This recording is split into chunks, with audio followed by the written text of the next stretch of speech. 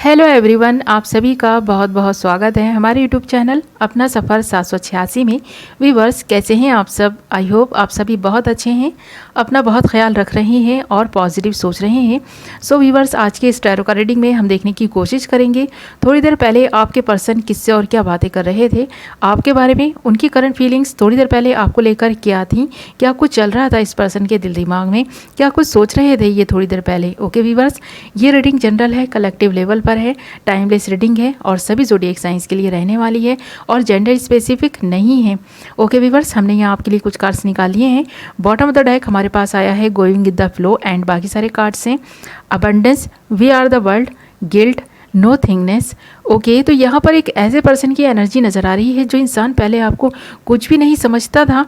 तो इस पर्सन की नज़र में आप कुछ भी नहीं थे, इस पर्सन के काबिल नहीं थे, इस पर्सन ने कभी आपको वो वैल्यू, वो रिस्पेक्ट, वो प्यार नहीं दिया जो आप डिज़र्व करते थे। तो इस पर्सन को पहले आपके प्यार की, आपकी कोई वैल्यू नहीं थी और जब आपके पर्सन को आपके प्यार की वैल्यू ही नहीं थी, आप इस पर्सन की जितनी भी केयर करते थे, इस पर्सन को इस बात से कोई फ़र्क नहीं पड़ता था, आपके होने ना होने से इस पर्सन को कोई फ़र्क नहीं पड़ता था। इसी के रहते आप दोनों का ब्रेकअप हुआ और आपको भी कहीं ना कहीं ऐसा लगा कि ये पर्सन आपके साथ सिर्फ और सिर्फ टाइम पास कर रहा था, आपने भी मूव ऑन किया है इस रिलेशनशिप से।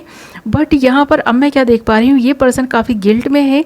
जो पर्सन आपको पहले कुछ भी नहीं समझता था, अब आप इस पर्सन की नज़र में बहुत कुछ बन चुके हैं और ऐसा इसलिए हुआ है क्योंकि इस पर्सन की लाइफ में पास में कोई ना कोई थर्ड पार्टी सिचुएशन थी, कोई ना कोई रोमांटिक पर्सन था इस पर्सन की ज़िंदगी में, जिसकी वजह से इस पर्सन ने कभी आपको वैल्यू और आपके प्यार को कोई वैल्यू नहीं दी, आपकी केयर को हमेशा ही इग्नोर करते रहे ये पर्सन। बट अब ये जो एक साइकिल इस पर्सन की ज़िंदगी में चली आ रही थी ना, उसका एंड हुआ है। यहाँ पर कोई भी पास्ट लाइफ कनेक्शन इस पर्सन की लाइफ में था तो वो पर्सन भी इस पर्सन को धोखा देकर चला गया है, इस पर्सन से मूव ऑन कर गया है। अब ये पर्सन अकेला रह गया है और इस पर्सन को अब आपके प्यार की वैल्यू हो रही है। अब ये पर्सन आपको समझ पा रहा है कि आप इस पर्सन से कितना ट्रू लव करते थे। जिस पर्सन की खातिर इस पर्सन ने आपको रिजेक्ट किया, आपके प्यार को नहीं समझा, आप पे कभी ट्रस्ट नहीं किया, आज आपकी वैल्यू हो रही है उस पर्सन के जाने के बाद। जब इस पर्सन को कहीं से धोखा मिला है ना, तो अब इस पर्सन को समझ आ रहा है कि इस पर्सन ने तो कहीं ना कहीं आपके साथ धोखा ही किया है। तो अब ये पर्सन काफ़ी गिल्ट में आ गया है और ये गिल्ट इस पर्सन को इस बात का है क्योंकि इस पर्सन ने जिस पर्सन की वजह से आपको छोड़ा था ना, जिस पर्सन की ये बहुत ज़्यादा तारीफ़ करते थे, बहुत ज़्यादा आपके सामने उस पर्सन को सुपीरियर दिखाने की कोशिश करते थे कि वो पर्सन इस पर्सन से कितना प्यार करता है, इस पर्सन के लिए अपना सब कुछ छोड़ जाने के लिए रेडी है। तो यहाँ पर ये पर्सन ना उस पर्सन के नज़दीक इसलिए भी थे क्योंकि वो पर्सन इनको कहीं ना कहीं ये जताते रहे, ये बताते रहे, ये दिखाते रहे कि उस पर्सन के होने से आपके पर्सन की ज़िंदगी में अबंडेंस आई है। तो यहाँ पर जो कुछ भी उस पर्सन ने इस पर्सन को बताया, ये पर्सन जो आपके थे ना, उस पर बिलीव करते गए और आपको पीछे छोड़कर उस पर्सन के साथ आगे बढ़ते गए इस रिलेशनशिप में। और जब अब आप दोनों का ब्रेकअप हो चुका है ना, तो मुझे लगता है वो पर्सन भी आपके पर्सन को तन्हा छोड़ गया है, कहीं ना कहीं रिवेंज लिया गया है, ऐसा भी लगता है मुझे। अब ये पर्सन काफ़ी गिल्ट में है, आपके साथ जो कुछ किया उसका तो गिल्ट है ही, साथ में उस पर्सन के साथ में इस पर्सन का जो भी कनेक्शन था ना, उसको सोचकर भी काफ़ी गिल्ट में है कि इसने एक ऐसे पर्सन का चुनाव किया जो पर्सन इसको कहीं ना कहीं धोखा ही दे रहा था और इस पर्सन ने आप जैसे एक प्यारे और लविंग इंसान को खो दिया। इस बात का गिल्ट भी है इस पर्सन को क्योंकि हमारे पास वी आर द वर्ल्ड के साथ साथ गिल्ट एंड नो थिंगनेस आया है। तो यहाँ पर अब ऐसा लगता है कि डिवाइन चाहता है कि ये पर्सन अपनी लाइफ के डिसीज़न खुद ले, यानी कि अब मुझे ऐसा लगता है डिवाइन ने भी इस पर्सन पर ही छोड़ दिया है कि अब इस पर्सन के लिए क्या सही है, क्या गलत है, ये खुद डिसाइड करे और जिसके साथ भी अनजस्टिस किया है उसके साथ में जस्टिस करे।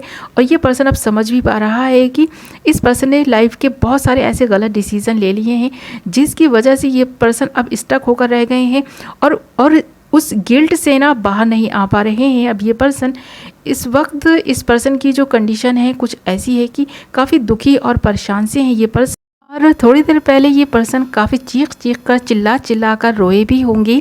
तो इस पर्सन की कंडीशन जो है ना, थोड़ी देर पहले बिल्कुल भी सही नहीं थी।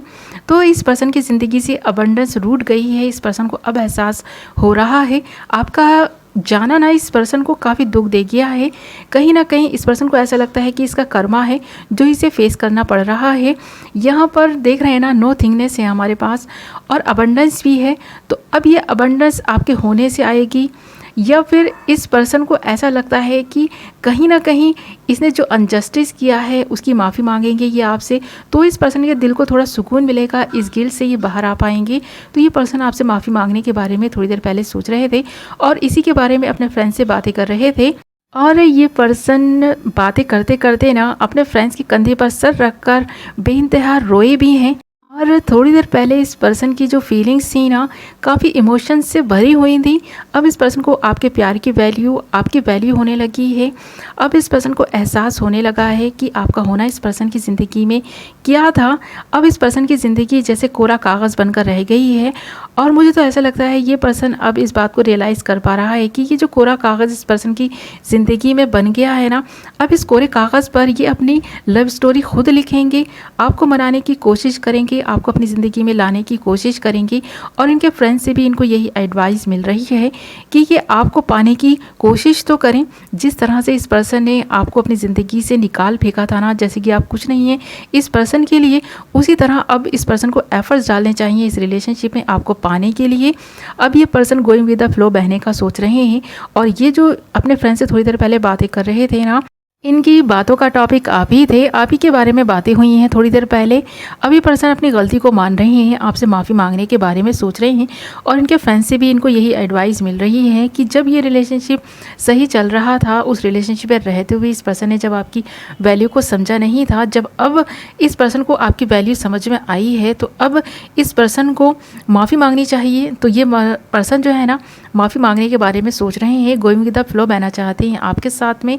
अब इस पर्सन को समझ में आ रहा है कि इस पर्सन ने बहुत कुछ जो गलत किया है उसे सही करना है इस पर्सन को, क्योंकि इस पर्सन को कहीं ना कहीं ऐसा लगता है कि जब तक आप इस पर्सन को माफ़ नहीं करेंगे ना, तो इसे इसका गॉड भी माफ़ नहीं करेगा। इसलिए अब इस पर्सन को ये बात रियलाइज़ हुई है। इसी के बारे में ये थोड़ी देर पहले बातें कर रहे थे कि ये जो कोरा कागज़ इस पर्सन की ज़िंदगी बन गई है, जैसे कि इस पर्सन की ज़िंदगी में कोई रंग नहीं बचा, सिर्फ और सिर्फ काला काला ही सब कुछ दिखाई दे रहा है इस पर्सन को। तो इस पर्सन को अब सारी चीज़ों को सही करना है और एक ऐसी ज़िंदगी जीना है जो इस पर्सन की लाइफ में अबंडेंस ला सके, खुशियाँ ला सके। इस पर्सन को इस गिल्ट से बाहर आना है, इसके बारे में ये बात कर रहे थे। क्योंकि अब इस पर्सन को कहीं ना कहीं ऐसा लग रहा है कि जहाँ कहीं भी ये पर्सन अब इस वक्त है ना, वहाँ बिल्कुल भी खुश नहीं है। इस पर्सन की ज़िंदगी में खुशी तभी आएगी जब आप इस पर्सन को माफ़ कर देंगे और दिल से माफ़ कर देंगे। तो ये पर्सन आपसे माफ़ी मांगने का सोच रहे थे और थोड़ी देर पहले इसके बारे में बातें भी कर रहे थे अपने फ्रेंड्स से। ये पर्सन काफ़ी इमोशनल हो रहे थे थोड़ी देर पहले आपके बारे में सोचकर। तो इस पर्सन की फीलिंग्स जो थी ना, काफ़ी दुख और दर्द से भरी हुई थी। ओके व्यूअर्स, तो ये थी आपकी रीडिंग। आई होप आपको पसंद आई होगी, कुछ तो क्लैरिटी मिली होगी, कुछ तो रेजोनेट की होगी। और अगर ये रीडिंग आपसे रेजोनेट की है, आपको पसंद आई है, कुछ क्लैरिटी आपको इस रीडिंग से मिली है, तो वीडियो को लाइक करें और चैनल को सब्सक्राइब कर लें। बेल नोटिफिकेशन को ऑल पर सेलेक्ट कर लें ताकि मेरी आने वाली हर नई वीडियो की नोटिफिकेशन सबसे पहले आप तक पहुँचे और आप अपनी पसंद की वीडियो सबसे पहले देख पाएँ। ओके व्यूअर्स, तो मैं मिलूंगी एक नई वीडियो के साथ। तब तक अपना ख्याल रखें, अपनों का ख्याल रखें। Love you all.